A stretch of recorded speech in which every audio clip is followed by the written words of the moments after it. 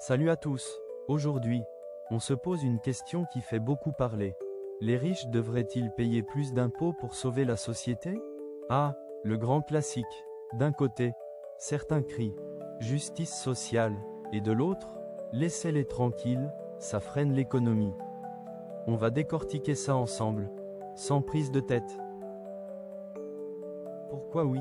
Parce qu'il est question de justice sociale.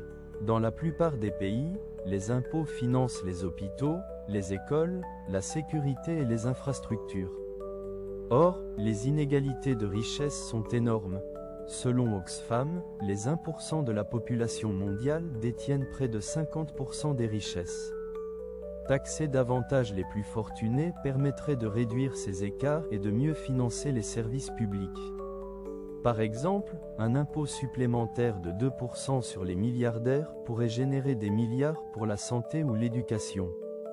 Les ultra-riches ne verraient pas leur niveau de vie baisser, mais la société entière bénéficierait d'une redistribution plus équitable. Pourquoi non? Parce qu'il faut une incitation fiscale. Beaucoup d'économistes rappellent qu'une fiscalité trop lourde peut décourager l'investissement.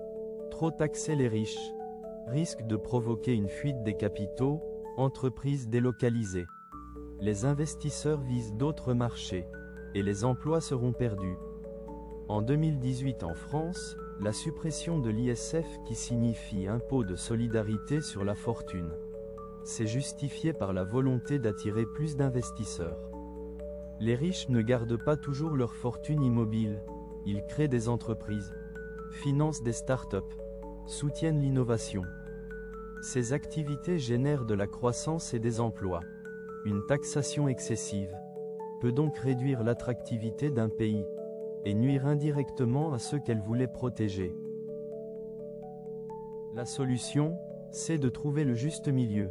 La plupart des systèmes modernes utilisent la progressivité, plus on gagne, plus on contribue, mais de façon proportionnée. L'OCDE recommande une fiscalité équilibrée, assez élevée pour réduire les inégalités, mais pas au point de décourager les investissements. Certains pays, comme les pays nordiques, combinent des impôts relativement élevés, avec un climat économique dynamique. Leurs citoyens bénéficient de services publics de qualité, tout en maintenant une forte compétitivité. L'idée n'est donc pas de choisir entre justice sociale et efficacité économique, mais de trouver un compromis qui garantit stabilité et prospérité. Alors, les riches doivent-ils payer plus d'impôts? La justice sociale pousse à dire oui, mais l'économie rappelle qu'il faut rester mesuré. Trop taxer peut faire fuir les capitaux, trop peu les taxer creuse les inégalités. Le vrai défi est de trouver le point d'équilibre. Une fiscalité progressive et intelligente peut à la fois financer les services publics et encourager l'innovation. La question reste ouverte. À ton avis, faut-il que les riches contribuent davantage?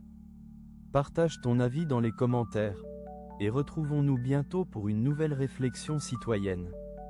Merci d'avoir regardé la vidéo. À la prochaine!